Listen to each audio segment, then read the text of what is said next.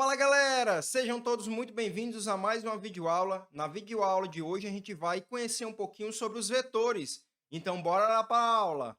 Bom galera, na videoaula de hoje a gente vai começar a estudar um pouquinho sobre as estruturas de dados chamados vetores. Primeiramente, por que a necessidade da gente estudar essa estrutura?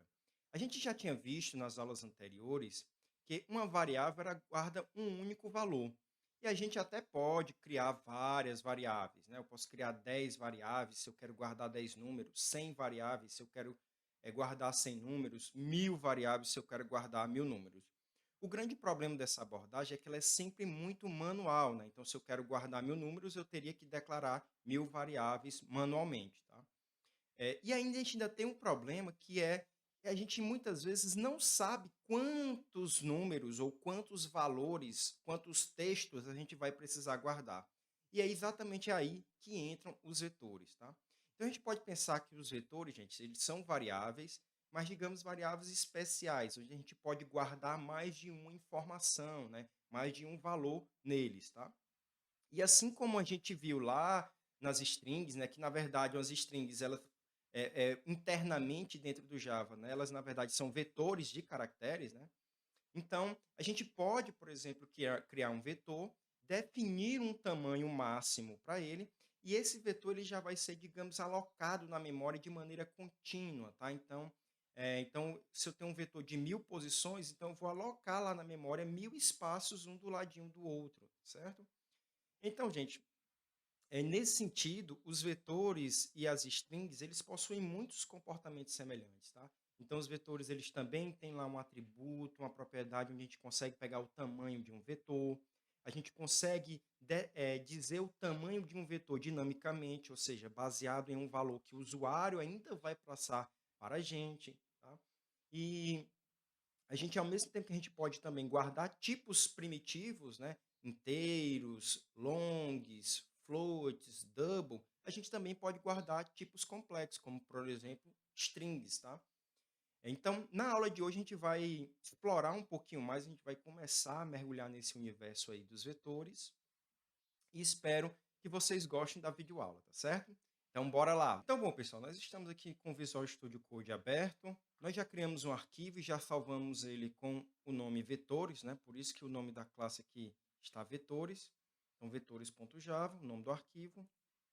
Então, vamos aqui implementar o método principal, tá? E vamos começar a entender aqui como é que a gente pode utilizar vetores, tá? A forma como a gente declara um vetor, gente, é muito semelhante como a gente declara uma variável, né? Então, a gente precisa dizer o tipo desse vetor, ou seja, qual é o tipo básico de dados que esse vetor vai armazenar, tá? Então, por exemplo, se eu quero guardar um vetor de inteiros, né?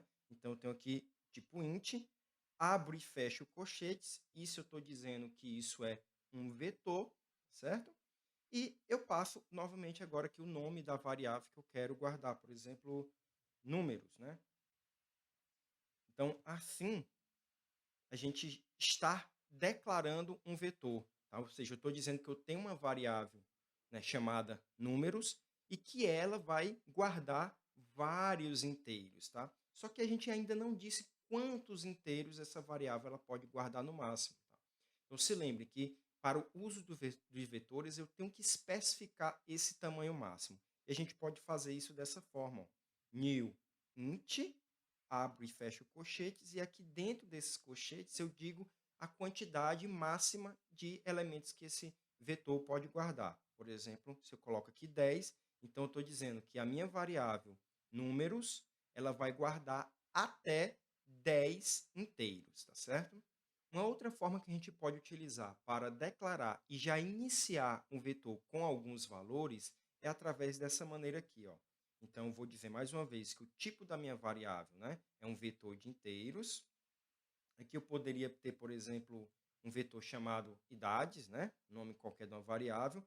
E eu tenho essa notação aqui, ó, de colchete, onde eu vou passar agora todos os elementos que vão fazer parte desse vetor.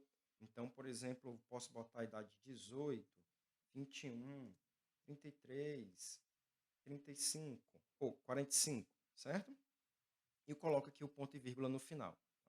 Então, quando eu faço isso, o que é que eu estou dizendo, gente? Que eu estou declarando aqui um vetor de inteiros, o nome dele vai ser idades, e ele já vai ser inicializado, ó, com esses 4 valores aqui. Então, o tamanho máximo desse vetor vai ser de 4 elementos, tá? Porque eu já estou passando exatamente que elementos, inclusive, são esses aqui.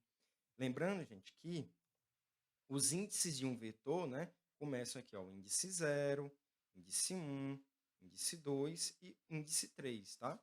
Então, se lembrem, sempre se a gente quiser acessar o último elemento de um vetor, a gente só vai até o tamanho dele menos 1, certo? Então, a gente pode chamar também, dizer que isso é uma inicialização estática, né? Porque na hora que o nosso programa ele é executado, ele já sabe qual o tamanho desse vetor, tá? E quais são os elementos que fazem parte dele.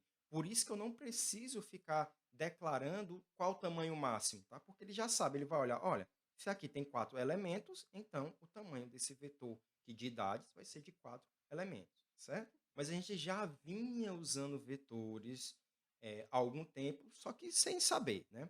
Vamos olhar aqui, gente, a assinatura aqui desse nosso método principal aqui, tá? Então, olha o que é que nós temos aqui nesse primeiro parâmetro do nosso método principal. A gente tem uma variável chamada args, né? Então, esse nome é sempre fixo, né? E qual é o tipo de args, ó? Args vai ser um vetor de strings. Ou seja, uma string ela já é um vetor de caractere, né? Então aqui eu tenho um vetor de vetores de caractere, tá? Ou simplesmente um vetor de strings, tá certo?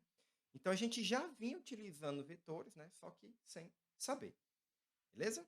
Então, gente, tudo que a gente fez aqui foi declarar um vetor, tá?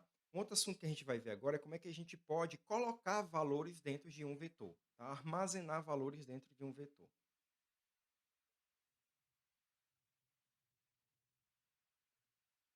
Então, para a gente poder armazenar elementos dentro de um vetor, a gente pode utilizar essa notação aqui, ó, números. Abre e fecha colchetes. A posição que eu quero guardar algum número, por exemplo, na posição 0, eu quero guardar o número 10. Posso colocar também na posição 1, né? E aí na posição 1 posso passar um outro valor, por exemplo, o valor 20. Como eu posso também, gente, pular posições, né? Eu quero agora botar na posição 5, né? E eu quero colocar o valor aqui 60, por exemplo, certo? Não tem problema nenhum, tá? Então, é assim que a gente acessa um elemento, tá? Seja para armazenamento, como a gente está fazendo aqui, a gente está fazendo uma atribuição, né? Na posição 0 desse número, então ele vai guardar esse elemento. E se a gente quisesse apenas obter essas informações, né? Então, obter, pegar algum valor de um vetor, bastaria a gente fazer assim, ó. Então, números e exatamente a posição que a gente quer acessar. Então, se a gente faz system.out.println nessa posição aqui, número zeros, número na posição 0, ele vai imprimir o 10, tá? Vamos botar aqui outras posições na posição 5, tá? Vamos executar esse nosso programa e vamos ver se ele realmente vai imprimir 10, 20 e 60, né? Então, ó, 10, 20 e 60. Tranquilo até então, né? Lembrando, gente, que o resultado desse acesso, né, a esse elemento, a gente pode, inclusive, colocar isso em uma outra variável, tá? Então, int num recebe, por exemplo, números na posição 0, e aqui a gente vai agora imprimir num. Então, não tem problema, tá? Então, mesmo resultado, beleza? Uma vez, gente, que a gente sabe que o vetor ele começa na posição 0, né, e ele tem um tamanho máximo, então a gente, inclusive, já estudou aqui uma estruturinha de repetição, onde pode, né, nos auxiliar exatamente para a gente caminhar nesse vetor, tá, e a gente acessar todos os elementos, todas as posições desse vetor. E para isso a gente vai utilizar a estrutura de repetição for. Tá? Então, for, enquanto um determinado índice, né, que começa com 0, enquanto o índice for menor que o meu vetor, né, números, ponto, length, né, eu faço um i mais mais. Se lembrem que aqui tem uma diferencinha lá para string, tá, gente? Se lembre que no método da string a gente tinha o length, abria e fechava parênteses, tá? Porque ali a gente estava chamando um método, uma função de um objeto complexo que é o tipo string, tá? E aqui não, aqui a gente está acessando um atributo apenas dessa variável especial que é do tipo vetor. Então a gente tem que tomar esse cuidadinho aqui, tá? Então, ó, números.length, né? O length retorna o quê? A quantidade máxima de elementos que tem dentro do nosso vetor, né? Que podem estar dentro do nosso vetor números. Então, nesse caso aqui, a gente disse que era 10, tá? Então, o length aqui também vai ser 10. E aí, o meu i, ele vai de 0 até i menor que 10, né? Então, o número que é menor que 10 vai ser o 9, né? A gente poderia colocar assim também, né? I menor ou igual a length menos 1. Tá? Então, tanto faz aí vocês quem escolhe a melhor forma. Tá? E aí a gente pode fazer aqui agora um system.out.println, onde a gente vai exatamente imprimindo todos os números que estão respectivamente na posição 0, na posição 1, depois na posição 2, 3 e assim sucessivamente até chegar na posição 9, tá? Porque o nosso vetor de números, ele só possui 10, capacidade para armazenar 10 elementos inteiros. Então, vamos colocar aqui para executar o nosso programa. Então, percebam, né, que ele exatamente imprimiu 10, 20, 60. Depois ele imprimiu novamente, ó, 10, 20, né, 0, 0, 0. E aí na posição 5, né, que tem o 60. E assim sucessivamente, tá? Vamos deixar esse fórum um pouquinho mais bonito. Eu vou então comentar essas impressões aqui. E eu vou colocar assim, ó.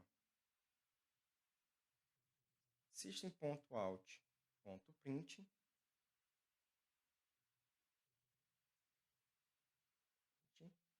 Então, eu vou botar assim, ó, posição. Opa, eita, posição. E a gente vai concatenar isso com o valor do nosso i, tá? Então, o i vai guardar exatamente a posição, então a gente vai imprimir isso. E aí, depois, a gente vai fazer um outro print aqui.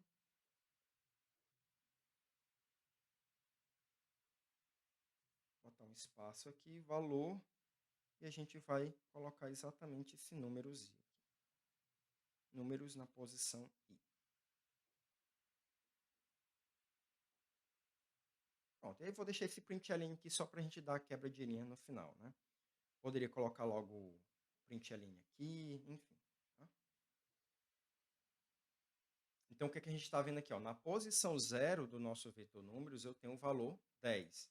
Na posição 1, eu tenho o valor 20. Na posição 2, eu tenho o valor 0. Tá? Seria, digamos, o valor padrão para quando a gente diz que o tipo é inteiro. Tá? Então, na posição 3, eu tenho o valor 0 também. Na posição 4, também tenho o valor 0. Na posição 5, eu tenho o valor 60.